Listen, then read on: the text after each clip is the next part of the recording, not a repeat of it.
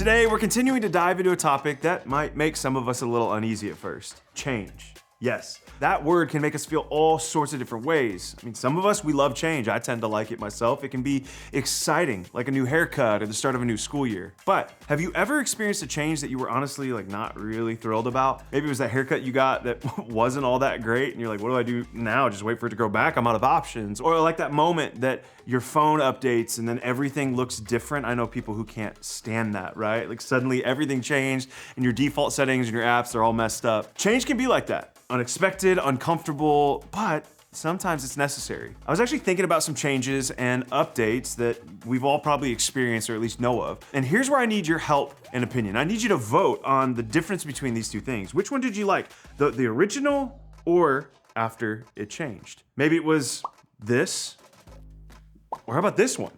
Or maybe this car, or this one. Was it this haircut or that one? How about this jersey? But then they did this to it. The movie or the book?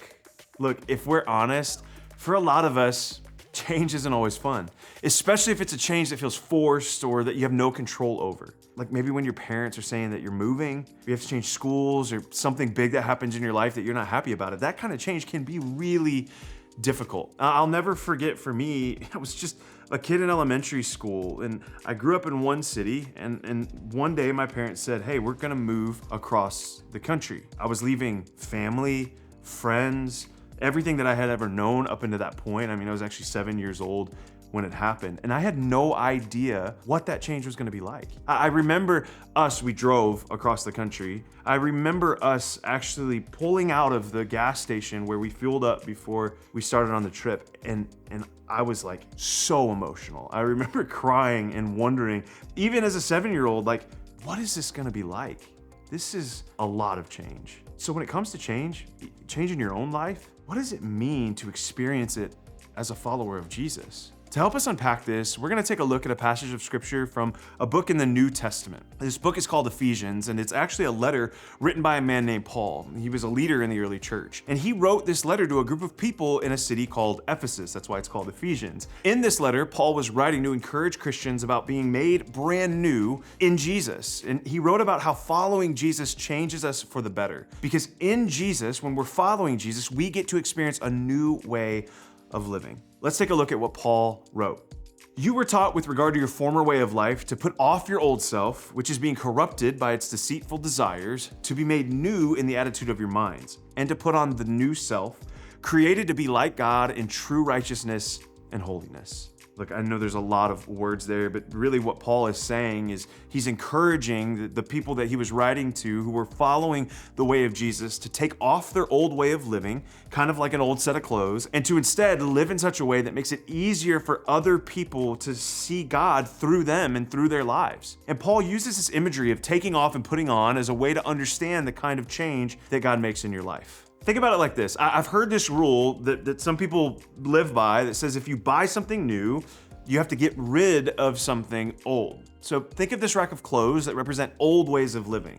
And when we start to allow God to change us, those old clothes get tossed to the side and new ways of living take their place. And when we wear these new clothes, our new way of living is also visible for all to see. When we follow Jesus, it's an opportunity for God to make us brand new. We get to let go of some old stuff and start letting God change us. So let me ask you a question. What in your life needs to change? Is there an attitude or maybe even a behavior that needs to be changed or made new? Paul put it this way in his letter to the Ephesians: to be made new in the attitude of your minds. So when we follow Jesus, we're pursuing what Paul calls righteousness and holiness, which basically just means we start acting more like Jesus. Following Jesus offers the best kind of life, the life that God created you and me to live. It's a life that looks more like telling the truth, giving and receiving forgiveness, practicing generosity, using encouraging words, living close to God,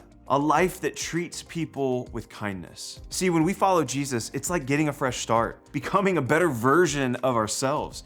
Jesus helps us renew our hearts and minds, making us more like the people that we were meant to be, the people that we were created to be. Jesus invites us to change for the better.